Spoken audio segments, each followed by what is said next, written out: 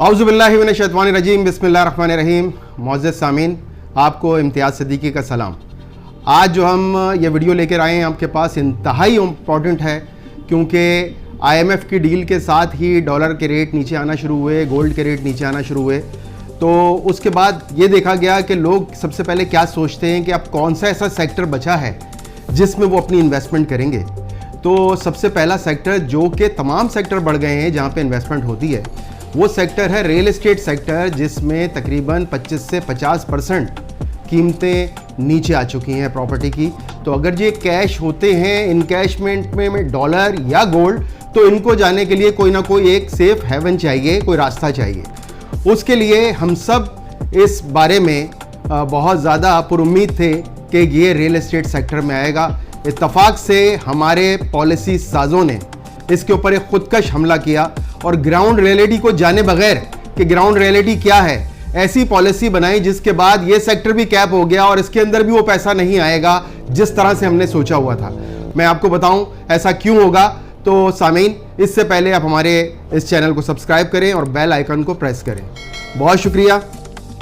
जैसा कि आपके इल्म में है कि IMF की डील के बाद डॉलर ने नीचे आना शुरू किया था और इसके साथ साथ गोल्ड की कीमतें भी नीचे आना शुरू हुई थी। जो लोग फाइलर नहीं हैं, जो लोग बैंक में पैसा नहीं रख सकते या बहुत सारे लोग रखना नहीं चाहते, वो आपके डॉलर में या आपके गोल्ड के अंदर अपनी इन्वेस्टमेंट किया करते हैं। और जब ये देखते हैं कि वहाँ कीमतें नीचे आ रही हैं, तो वहाँ से इनकैशमेंट करने के बाद किसी और सेक्टर के अंदर जाते हैं। तो लोगों के लिए सेफ हेवन जो है वो रियल एस्टेट सेक्टर है, जिसमें उनके नाम पे उनकी ज़मीन होती है और ऐसी सोसाइटीज़ जहाँ पे उनकी ज़मीन महफूज हो। उसमें हमारे जहन में सबसे पहला नाम DHA का आता है। तो DHA के अंदर हमारे जहन में था कि हम यहाँ पे बहुत ज़्यादा इसमें गहमा गहमी देखेंगे। जैसा कि आपके इल्म में है कि ये डॉलर इनकैशमेंट के साथ साथ हमारे साथ एक फाइनेंस एक्ट भी आया और फाइनेंस एक्ट के अंदर हमें बताया गया कि आपके जो अखराजात हैं, जो ट्रांसफ़र के अखराजात हैं, वो इससे पहले जो फाइलर था वो अगर ट्रांसफ़र कराता था तो उसको 2% देना पड़ते थे।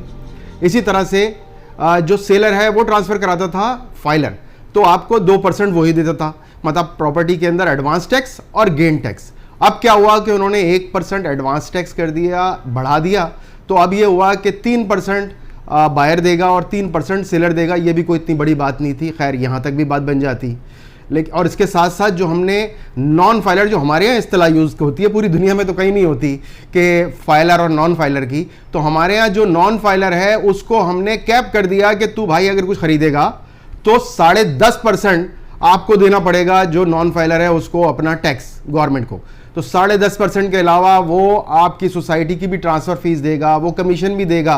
वो सारी चीज़ें देने के बाद उसको 12% के करीब जाके बैठेगा। इसी तरह से वो बेचने जाएगा वापस वो प्रॉपर्टी, तो उसको 6% देना पड़ेगा। तो ये सब मिला के और साथ में 6% के आपकी इसके अलावा आपकी फ़ीस होती है, कमीशन होता है आपका रियल एस्टेट एजेंट का। ये सब मिलाएगा तो उसके पास जाके 19% पे जब ये उसको प्रॉपर्टी पड़ेगी बाइंग सेलिंग, तो कौन सा शख्स है जो 20% सिर्फ खर्चे निकाले और वो अगर 40-50% कमा रहा हो तो वो सब करेगा ना।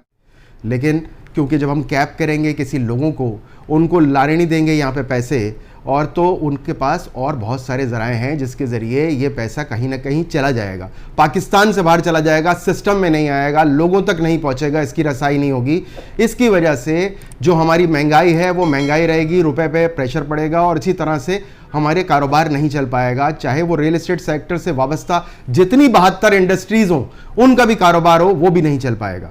इसमें हमने जो सबसे बड़ा डिज़ास्टर किया फाइलर के लिए भी, वो एक तसव्वुराती, तख़य्युलाती, मतलब आपको कहना चाहिए कि आप ख्वाब देखें, ख्वाब के ऊपर भी टैक्स लगेगा। वो एक हमने ऐसा टैक्स लगा दिया जिसको डीम रेंटल इनकम कहते हैं, जिसका 7E कहलाता है। वो डीम रेंटल इनकम है क्या, आज मैं आपको एक्सप्लेन करूं कि वो क्या है।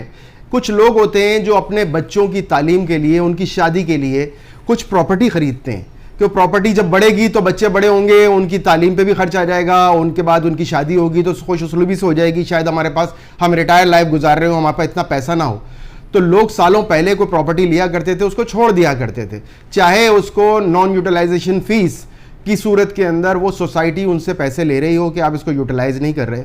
अब गवर्नमेंट ने ये सोचा कि ये जो प्रॉपर्टी के अंदर पैसा शुरू में इन्होंने कुछ चंद लाखों का लिया होगा, आज करोड़ों में पहुंच गया, तो जो भी कोई प्रॉपर्टी 2.5 करोड़ से ऊपर है, एक घर और एक आपका ऑफिस छोड़कर, एक घर और एक ऑफिस छोड़कर जो भी प्रॉपर्टी 2.5 करोड़ से ऊपर है, उसका उन्होंने तसव्वुर कर लिया है एक अपने तौर पे कि ये प्रॉपर्टी पे अगर आपका घर बना होता, जो बना नहीं है, अगर आपका घर बना होता, उस घर के ऊपर आपने रेंटल इनकम हासिल करनी थी। वो रेंटल इनकम जो भी एफबीआर की वैल्यू है उसके मुताबिक 5% आपको आ रही होती। उस 5% का 20% गवर्नमेंट का टैक्स था।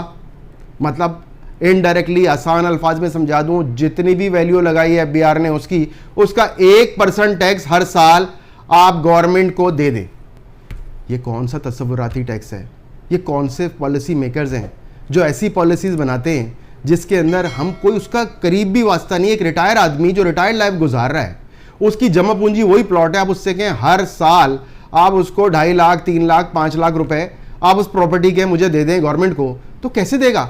हर आदमी चाहेगा कि उसको बेच दे। जब सेलर ज्यादा होगा, बायर कम होगा, क्योंकि जेन्युइन बायर जिसको अपना घर बनाना है वो कम होता है। तो जब इन हालात के अंदर हम पहुंचेंगे तो आपको खुद अच्छी तरह अंदाजा है कि रियल एस्टेट सेक्टर किस तरह से रिएक्ट करेगा। आइंदा हम नई वीडियो के साथ आपके पास हाजिर होंगे, नए टॉपिक के साथ। बहुत शुक्रिया आप सबको। इम्तियाज़ सिद्दीकी का सलाम।